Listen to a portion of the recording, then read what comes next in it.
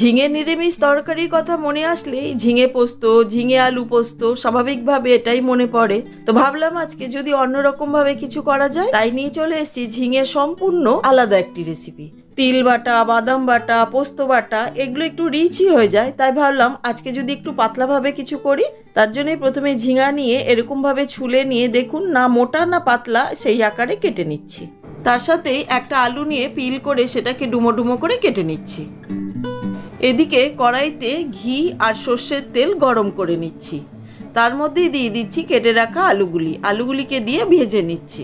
এখানে নিয়েছি ছোট চামচের 1 চামচ মৌরি, 2টো কাঁচা লঙ্কা, হাফ ইঞ্চি আদা আর বড় চামচের 1 চামচ গোবিন্দভোগ চাল। চালটাকে একটুখানি সময় ধুয়ে ভিজিয়ে রেখেছিলাম। এবার এগুলিকে আমি ফাইন পেস্ট করে নিচ্ছি।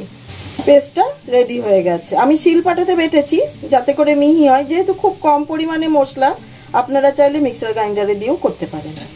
এদিকে আলুগুলিকে লাল লাল করে ভেজে নিয়েছি, হয়ে গেছে। এবার একটি প্লেটে তুলে নিচ্ছি।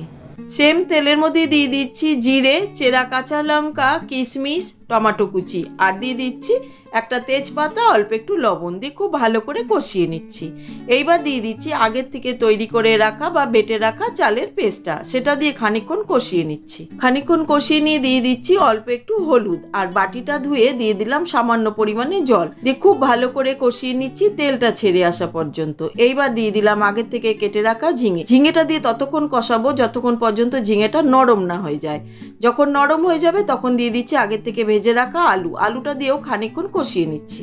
এদিকে একটা বাটিতে জল গরম হতে দিয়েছিলাম, জলটা গরম হয়ে গেছে, তরকারিতে দিয়ে দিচ্ছি। যেহেতু ঝোল ঝোল হবে তাই একটু জলটা বেশি দেবো, আর এটা ঠান্ডা হলে কিন্তু অনেকটাই ঠিক হয়ে যাবে। এবার একটা ঢাকা দিয়ে দিলাম।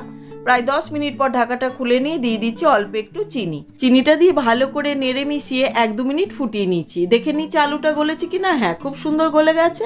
ব্যাস রেডি। এবার একটি প্লেটে সার্ভ করে দিচ্ছি। মৌরি বাটা আর গোবিন্দভোগ চাল সাথে আদা, এই যে তিনটের গন্ধ এত সুন্দর লাগে না এই তরকারিটার মধ্যে, একবার অবশ্যই বানাবেন।